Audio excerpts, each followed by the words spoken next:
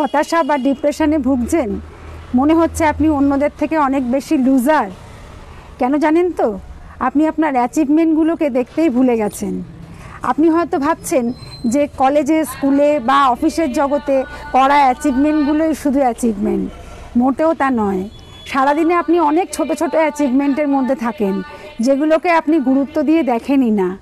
যেমন ধরুন, সারা দিন শত ব্যস্ততার মাঝেও আপনি কোনো একটু সময় বার করে 15 বা 30 মিনিট নিজের প্যাশনকে সময় দেন, এটা একটা অ্যাচিভমেন্ট।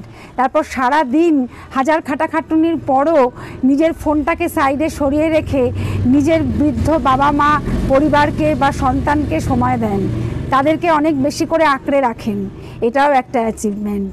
আরও অ্যাচিভমেন্ট আছে, সেগুলো হলো, যেমন ধরুন আপনি দিনে অনেক ভুল করেন, সেই ভুলগুলোকে রাত্রিবেলা শুয়ে শুয়ে চিন্তা করে সেগুলোকে চিন্তা করা বা সেইগুলোকে শোধরাতে যে আপনি পারতেন এটা বোঝা যে আমি ভুলগুলো করেছি, সেটাও একটা বড় অ্যাচিভমেন্ট।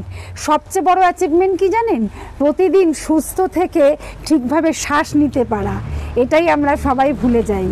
তো নিজের ছোট ছোট অ্যাচিভমেন্টগুলোকে ভীষণভাবে মনে রাখুন এবং রাত্রে শোয়ার সময় সেগুলোকে চিন্তা করে হ্যাপি হয়ে যান যে এরকম ছোট ছোট কত অ্যাচিভমেন্ট আপনি সারাদিনে করেছেন।